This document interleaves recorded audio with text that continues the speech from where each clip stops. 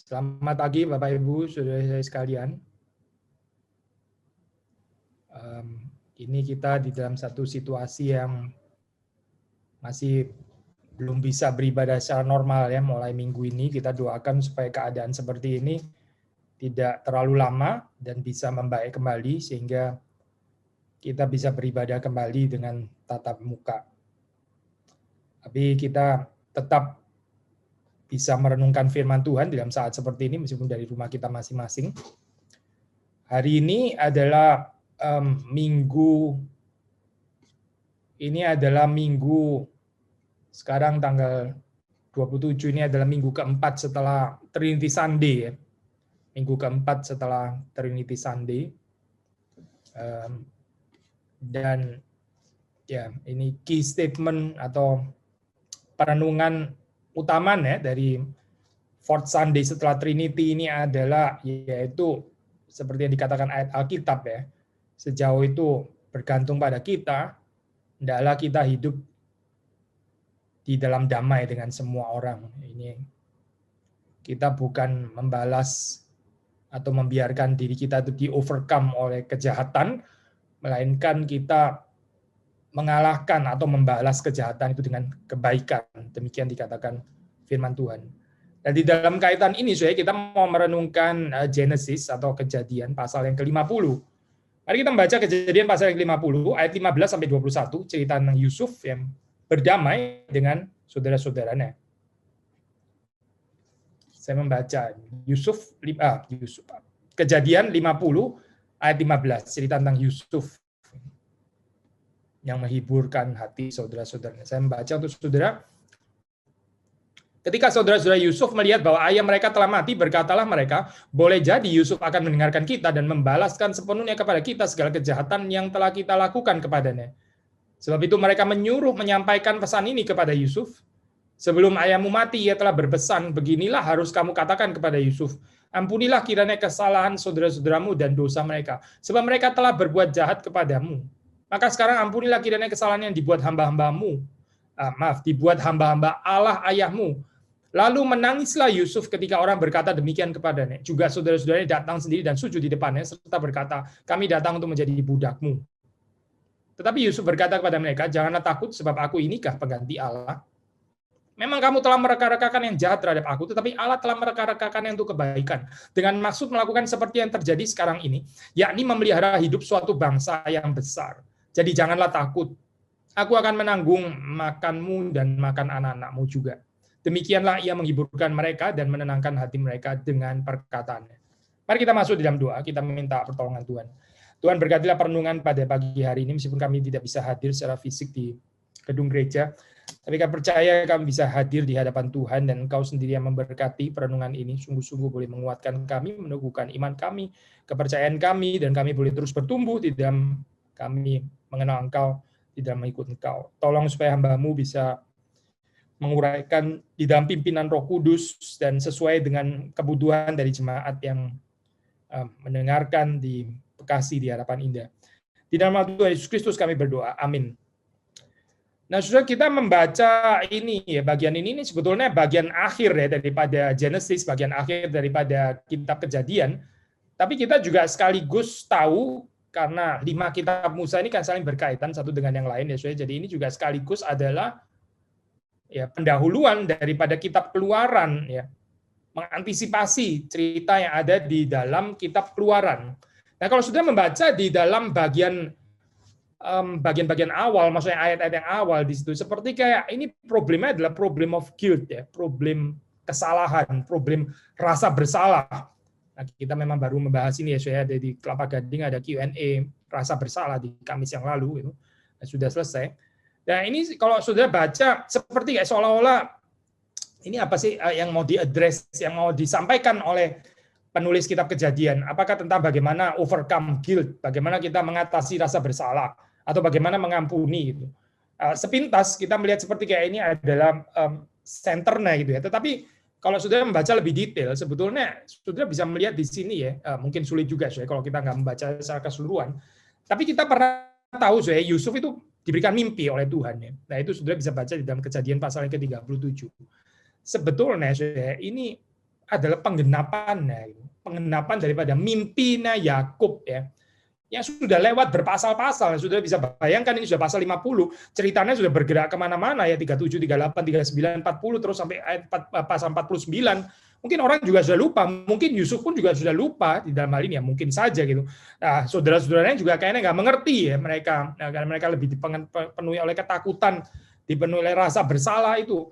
Tetapi Tuhan yang setia itu saya tidak pernah gagal ya menepati janjinya, menepati nubuatan yang pernah diberikannya.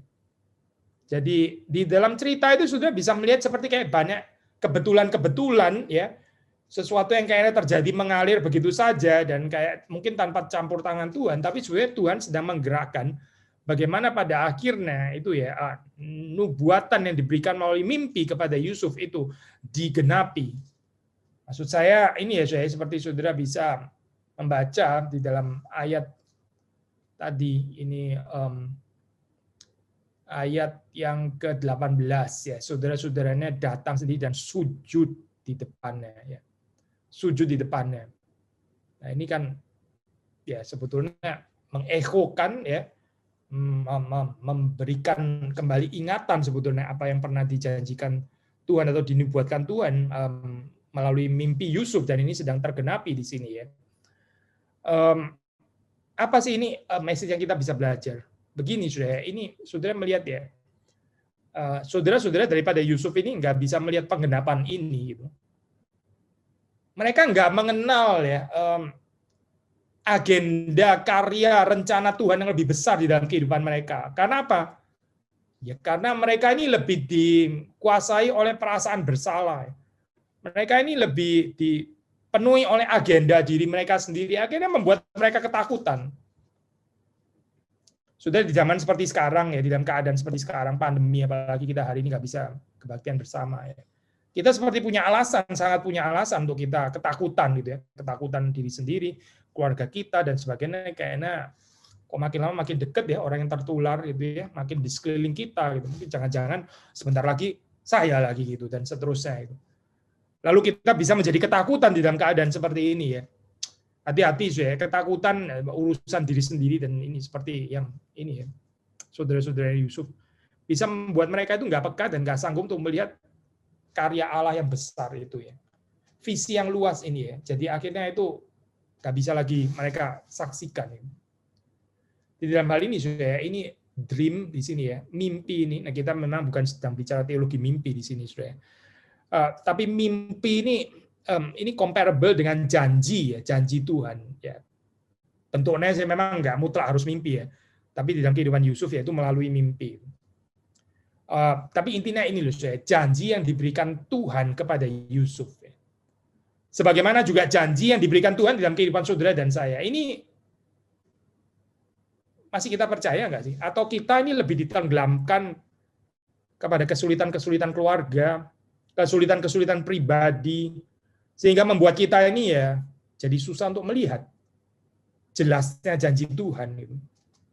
Saudara membaca di dalam Perjanjian Baru, Paulus sendiri juga menulis ya di dalam ini ya, surat Galatia ya. Di dalam tulisannya itu kita membaca bagaimana dia juga menghadapi pergumulan yang sama ya.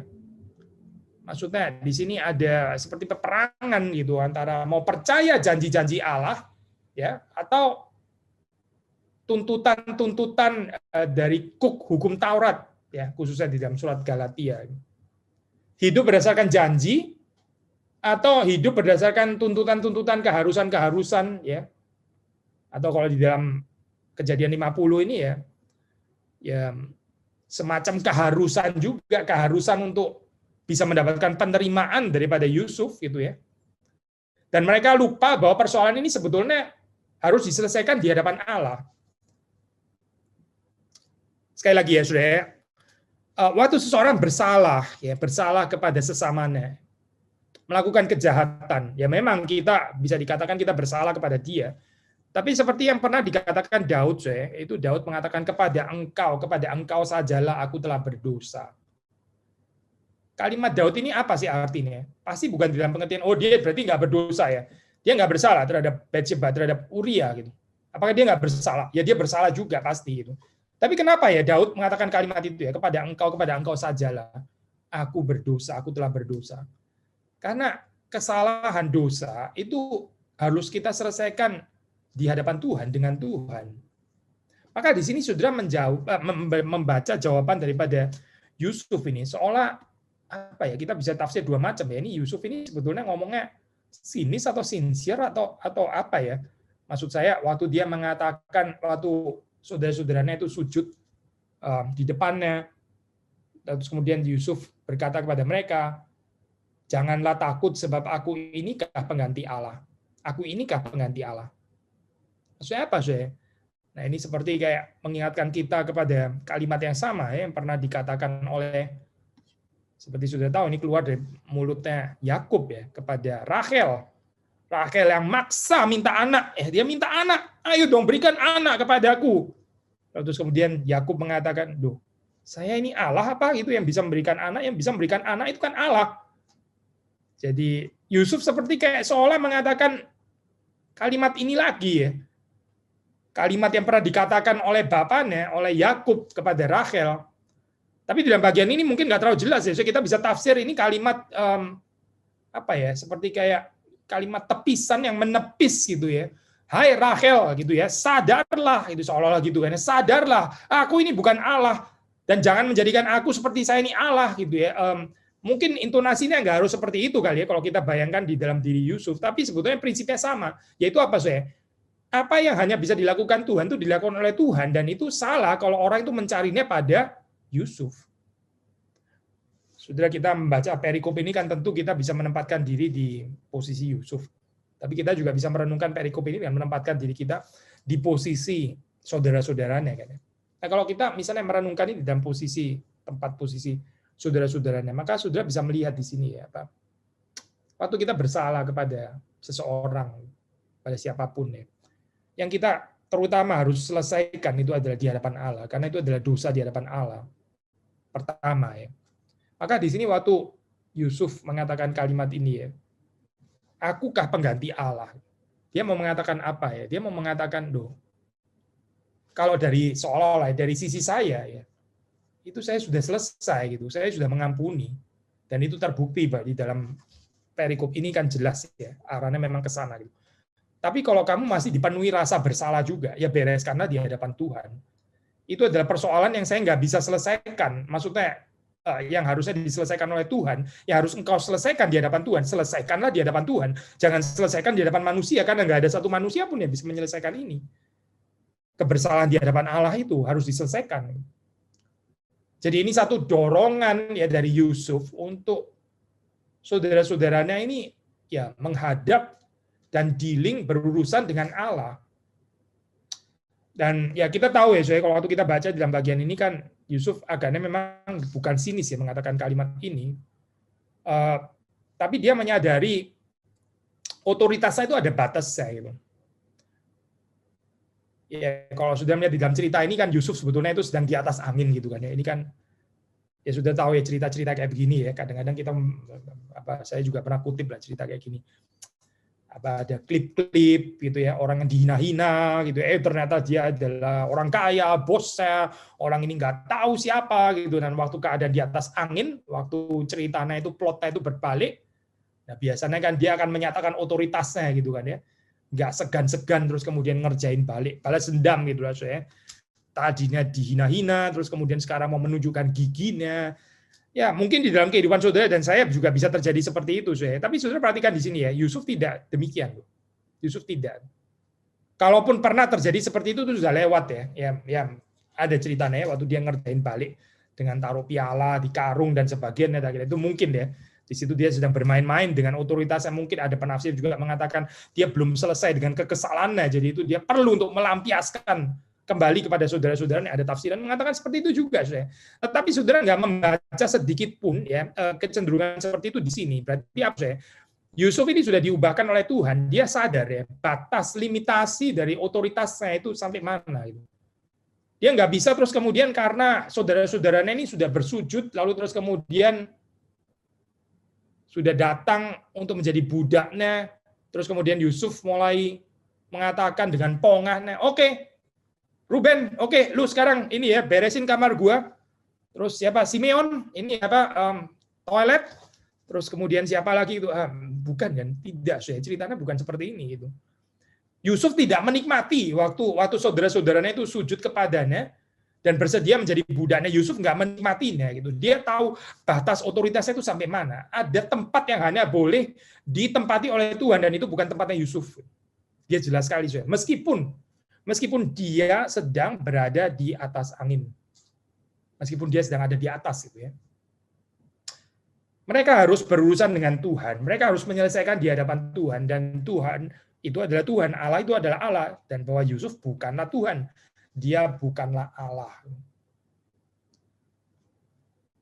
Jadi di dalam bagian ini kita bisa membaca keindahan bagaimana Yusuf itu mendorong saudara-saudaranya juga untuk menjalin relasi yang benar di hadapan Tuhan.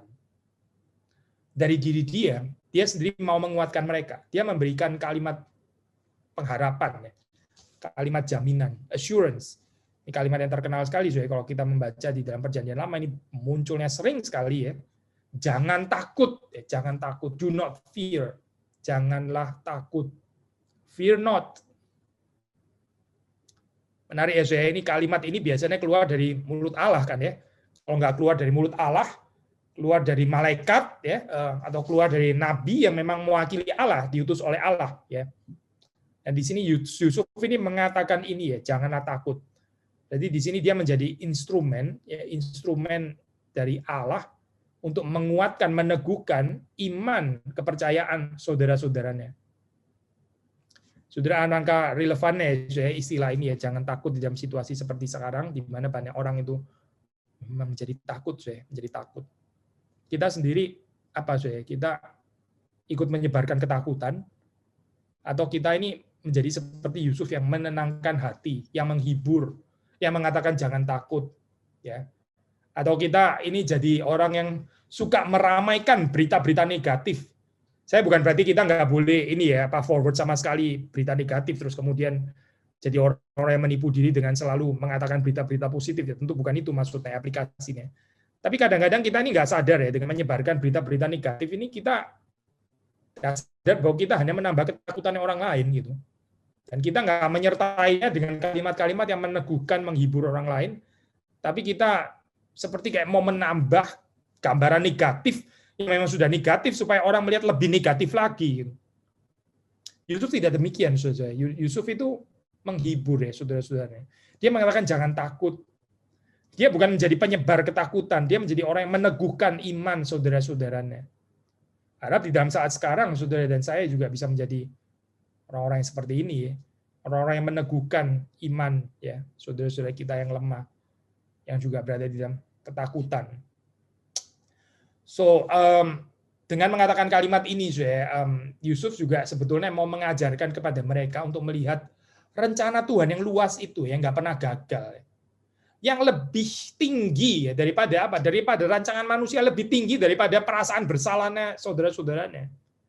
Tadi kita mengatakan saudara-saudara ini nggak bisa melihat rencana besar Allah, mengapa ya? Karena mereka melihat kesulitan mereka sendiri, ketakutan mereka sendiri. So kalau kita dikuasai oleh ketakutan seperti ini, ketakutan diri sendiri, ya, persoalan kita sendiri, rasa bersalah kita, ya, kita bisa nggak melihat janji Allah yang besar itu. Gitu. Itu jadi kabur. Ya. Mereka terlalu concern, ya, seperti kita juga bisa terlalu concern, terlalu memikirkan, ya, rencana rancangan mereka sendiri, ketakutan mereka sendiri, sehingga mereka akhirnya nggak bisa melihat ya bahwa Tuhan itu mempunyai rancangan yang berbeda dengan mereka, bahwa Tuhan itu sebenarnya sedang berkarya di tengah-tengah keadaan yang mereka seperti kayak seolah terancam ini ya, terancam di dalam posisi yang tidak menguntungkan. Sebetulnya Tuhan itu sedang merajut kehidupan mereka dan itu mereka nggak bisa melihat ya. Sebetulnya poin ini kan diulang terus di dalam Perjanjian Lama kalau sudah membaca ya. Diulang-ulang ini ya, ditegaskan berkali-kali. Kita membaca saya membaca Mazmur 40 ya, Mazmur 40. Kita membaca ayat ini, Mazmur 40, ayat yang sangat meneguhkan. Kita membuka Mazmur pasal yang ke-40, kita membaca ayat yang ke-5 dan 17. Saya akan membacakan. Saya akan membacakan ya Mazmur pasal yang ke-40. Kita membaca ayat yang kelima. Banyaklah yang telah kau lakukan ya Tuhan Allahku. Perbuatanmu yang ajaib dan maksudmu untuk kami. Tidak ada yang dapat disejajarkan dengan Engkau. Aku mau memberitakan dan mengatakan, tapi terlalu besar jumlahnya untuk dihitung. Di dalam terjemahan bahasa Inggris ini ya, Thou hast multiplied thy wondrous deeds and thy plans towards us. Thy plans, perbuatanmu yang ajaib dan rencanamu, atau bahasa Indonesia di sini maksudmu, ya rencanamu, rencana-rencanamu untuk kami. Tuhan yang kita kenal itu adalah Tuhan yang berencana, gitu. Tuhan yang nggak berhenti berencana. Kita membaca Mazmur 33 ya, Mazmur 33. Kita membaca pasal ini ayat yang ke-10 ya. Jadi di sini dikontraskan antara rencana manusia dan rencana Tuhan.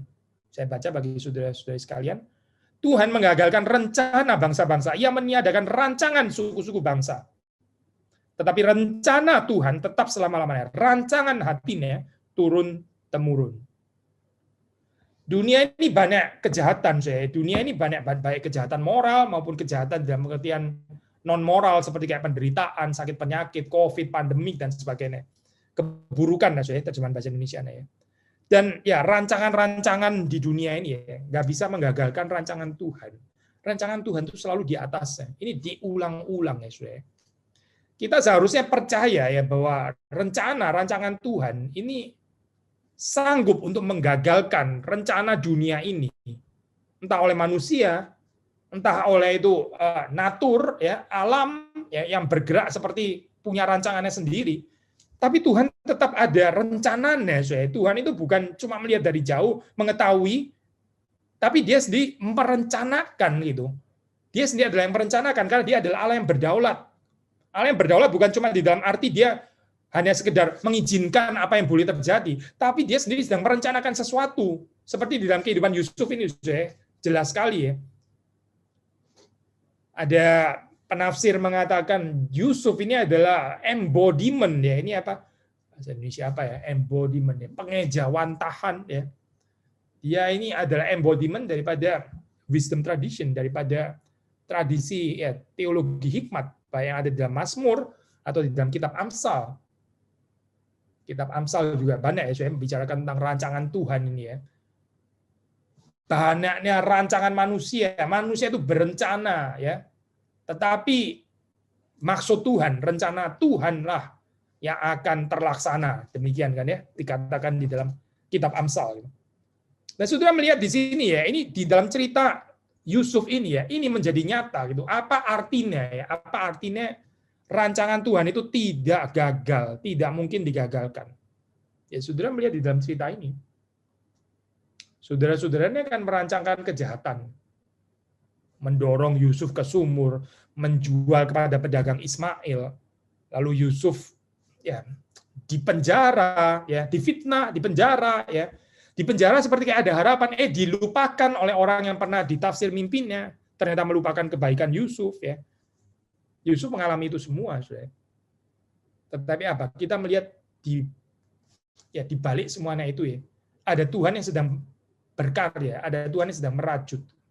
Dan itu yang dipercaya oleh Yusuf waktu dia mengatakan kalimat ini ya. Memang kamu telah mereka-rekakan yang jahat terhadap aku, tetapi Allah telah mereka-rekakan yang untuk kebaikan dengan maksud melakukan seperti yang terjadi sekarang ini. Saudara perhatikan ya, Yusuf nggak in denial, dia nggak suppress rasa sakitnya dengan mengatakan nggak kok, mereka itu sebetulnya nggak gitu kok, nggak sengaja. Mereka waktu itu bukan mendorong kok, bukan mau mendorong ini apa, bukan mau mendorong ke sumur, itu kesenggol, waktu itu kesenggol ya kita masuk ke sumur gitu misalnya kan ya, cuma kesenggol doang sih. Mereka nggak sengaja, oh tidak, itu menipu diri namanya gitu. Yusuf nggak mengatakan kalimat itu. Yusuf mengatakan dengan jelas ya, kamu telah mereka-rekakan yang jahat terhadap aku. Tapi kenapa ya bisa mengatakan kalimat ini seperti kayak nggak ada rasa sakit lagi ya? Rahasianya adalah karena Yusuf melihat rencana Allah yang lebih besar, lebih tinggi daripada reka-rekaan rancangan saudara-saudara yang jahat itu. Saudara, tanpa kita beriman kepada rancangan rencana Tuhan yang lebih tinggi dalam kehidupan kita, kita sulit untuk menghadapi situasi seperti yang sekarang kita sedang hadapi. Makin banyak orang yang sakit di sekitar kita, bahkan juga tidak sedikit yang juga meninggal. Ya. Kita melihat Facebook itu sudah sehari-hari ya. Orang meninggal, berita duka cita baik yang kita tidak kenal maupun juga yang kita kenal. Gitu. Di dalam situasi seperti ini, kalau kita nggak melihat kepada rancangan Allah yang besar itu ya, tetap beriman kepada Dia yang sanggup untuk mereka-rekakan untuk kebaikan, ya, kita akan seperti saudara-saudara Yusuf tidak sanggup untuk melihat.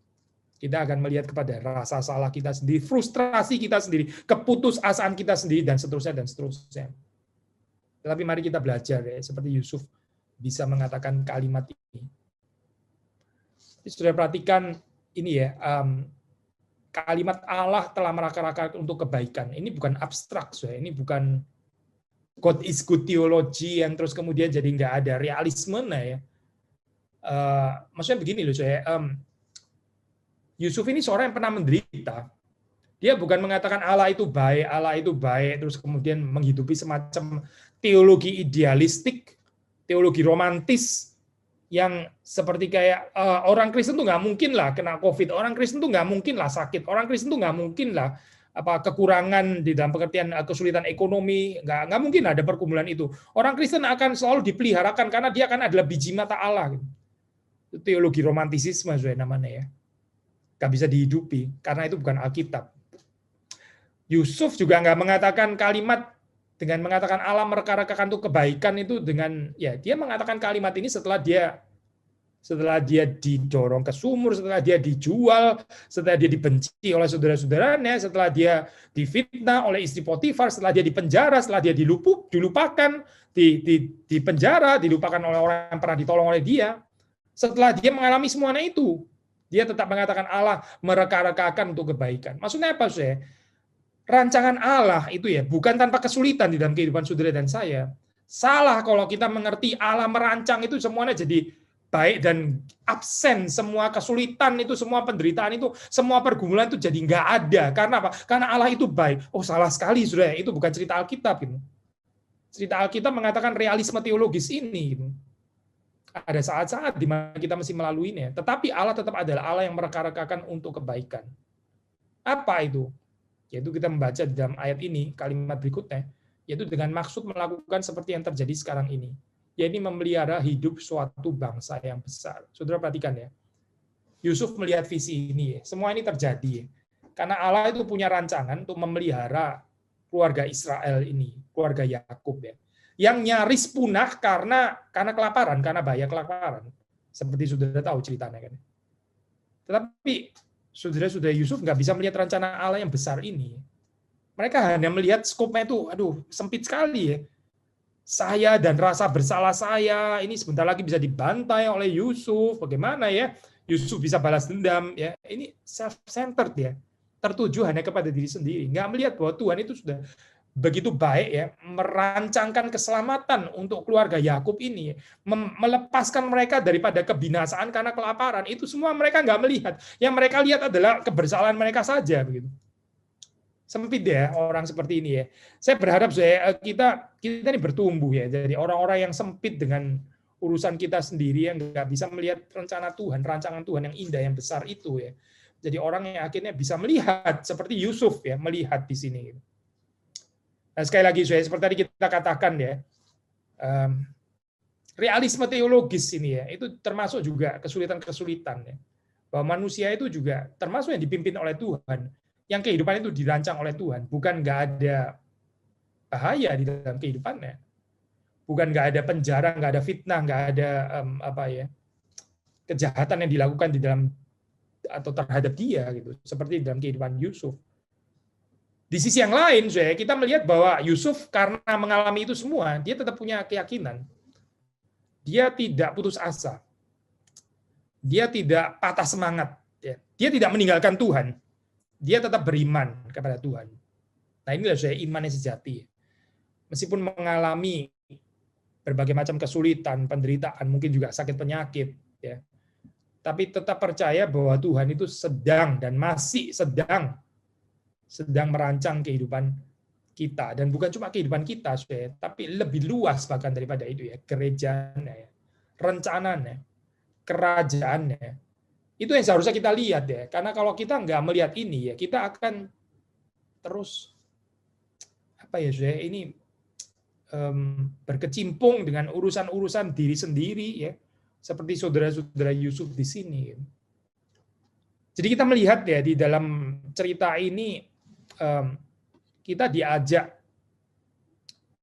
untuk beriman seperti Yusuf beriman, untuk melihat seperti Yusuf melihat, dan bukan seperti saudara-saudaranya yang pandangannya picik ini.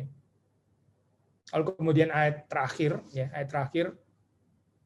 jadi janganlah takut, ini sekali lagi ya, Yusuf menghibur mereka, Yusuf menguatkan mereka, aku akan menanggung makanmu dan makan anak-anakmu juga. Nah, saudara perhatikan ya, iman ya, percaya kepada janji Allah, bahkan mengatakan kepada sesama kita jangan takut, itu disertai dengan tanggung jawab yang dipercayakan Tuhan di dalam kehidupan kita. Yusuf bukan cuma mengatakan jangan takut itu ya, jangan takut. Ya sudah, jangan takut ya, sudah jangan takut. Tapi lu ya sudah urus sendiri ya, urusan lu begitu ya. Cari makan sendiri, kamu cari makan sendiri, itu bukan urusan saya. Tapi jangan takut, pokoknya begitu saja. Itu bukan Yusuf loh. Kekristenan itu bukan cuma menguatkan jangan takut, tapi nggak pernah berbagian di dalam kehidupan orang lain. Saudara, kalau kita beriman kepada Tuhan ya, kalau kita percaya kepada Tuhan, kalau kita ini adalah orang yang sungguh-sungguh mengerti bahwa Tuhan itu adalah Tuhan yang merancangkan yang baik, maka ini berarti apa? Berarti saya mencemplungkan diri ya ke dalam rencana Tuhan. Dan rencana Tuhan itu apa? Ya memelihara umatnya. Saya sendiri mesti terlibat di sini, masuk ke dalam tanggung jawab ini. Nggak bisa cuma mengatakan jangan takut gitu ya, damai sejahtera bagimu gitu, tapi terus kemudian kita nggak ada tanggung jawab apa-apa untuk sesama kita. Yusuf bukan demikian deh. Yusuf ini menanggung makanan mereka, makan anak-anak mereka. Kita yang kuat, kita yang berkelebihan ya. Mari kita mengingat mereka yang kurang, mereka yang perlu ditolong, mereka yang lemah. Jangan cuma mengatakan jangan takut begitu saja, beriman saja. Tapi mari kita belajar berbagian ya. Dan saudara-saudara yang ya ada saat kita ini kekurangan. Saya sendiri juga sebagai hamba Tuhan, saya pernah saya mengalami ini ya, pertolongan daripada orang lain. Kita ada saat ditolong pasti, kita ada saat dilayani, kita ada saat diberi bahkan ya. Tetapi kita nggak bisa hanya di dalam spiritualitas yang terus diberi terus gitu ya, diberi terus ya, aji mumpung gitu ya. Saya ini memang orang susah, jadi tolonglah saya, kasihlah saya gitu ya, berilah saya uang dan sebagainya, terus seperti itu ya. Tapi kita sendiri nggak pernah mau berbagian di dalam kesulitan orang lain. Kita mengharapkan orang lain selalu berbagian terus di dalam kesulitan kita, tapi kita sendiri nggak pernah ada saat di mana kita berbagian di dalam kesulitan orang lain. Nah ini kita nggak bertumbuh namanya. Kita nggak bertumbuh. Ya. Sekali lagi ya, saya bukan mengatakan kita nggak perlu ada saat ditolong, dikasihani, pasti ada. Kita ini manusia yang lemah. Pasti ada saat-saat di mana kita yang dilayani, kita yang ditolong, bahkan kita yang diberi, kita yang ditopang. Ada saat-saat seperti itu. Waktu saudara ya dibentuk Tuhan ya untuk lebih menerima, dilayani di dalam hal ini ya terimalah gitu. Dengan clear conscience, ya, dengan hati nurani yang bersih. Tapi jangan lupa ya, seperti dikatakan dalam Perjanjian Baru, waktu kamu kuat, waktu kamu kuat, Yesus mengatakan kepada Petrus ya, waktu kamu menjadi kuat ya, hiburkanlah, kuatkanlah saudara-saudaramu. Waktu saudara lemah, ya sesama saudara yang akan menolong saudara, menguatkan saudara. Tapi waktu saudara dikuatkan, jangan lupa ya, kita berbagian di dalam kelemahan orang lain. Yusuf di sini sedang di atas angin kan, betul kan ya? Yusuf kan kuat di sini ya, saudara-saudara yang lemah. Maka dia menghibur saudara-saudara. Tapi menghibur ini artinya apa? Juga termasuk menanggung makanan mereka dan makan anak-anak mereka juga. Inilah artinya Yusuf itu menghiburkan mereka. Yusuf menenangkan hati mereka dengan perkataannya. Sekali lagi ya saudara, ini nggak bisa lebih relevan lagi. Di dalam saat seperti ini kita perlu, gereja itu perlu orang-orang yang saling menghibur satu dengan yang lain. Saling menenangkan hati satu dengan yang lain, bukan semakin menimbulkan kepanikan, ya, tapi saling menenangkan hati. Ya. Dan kalau itu mungkin, kalau saudara ada di dalam posisi orang yang kuat, ya, yang dikuatkan oleh Tuhan, ya hiburkanlah saudara-saudaramu. Mari saudara, pandemi, kalau ada sesuatu yang kita bisa pelajari, ini masih belum berkesudahan sepertinya ya. Apa sih ya? Yaitu mari kita belajar untuk menghidupi apa artinya menjadi satu tubuh Kristus ya. Mari kita lebih lagi intim satu dengan yang lain. Mari kita lebih saling mengasihi. Mari kita lebih saling memperhatikan, saling menghibur, saling menenangkan hati, saling menanggung. Kiranya Tuhan Yesus Kristus memberkati saudara-saudari sekalian. Mari kita masuk di dalam doa. Tuhan, kami bersyukur untuk firman Tuhan yang kami renungkan pada hari ini. Kiranya Tuhan menolong kami untuk bisa menaatinya, mengalaminya. Dan kami rindu Tuhan di dalam saat seperti sekarang yang membuat orang banyak itu ketakutan. Kami sendiri juga tidak kebal dengan ketakutan ini. Kami mohon supaya Tuhan yang menguatkan kami. Dan ketika kami kuat, kami juga boleh menguatkan saudara-saudara yang lain. Tolong supaya kami saling memperhatikan satu dengan yang lain. Sungguh kehidupan satu tubuh Kristus itu boleh nyata di dalam gereja kami, di dalam jemaat kami. Tuhan menolong kami untuk terus bertumbuh di dalam kedewasaan yang ada di dalam Kristus. Demi Yesus Kristus kami berdoa, kami mohon. Amin.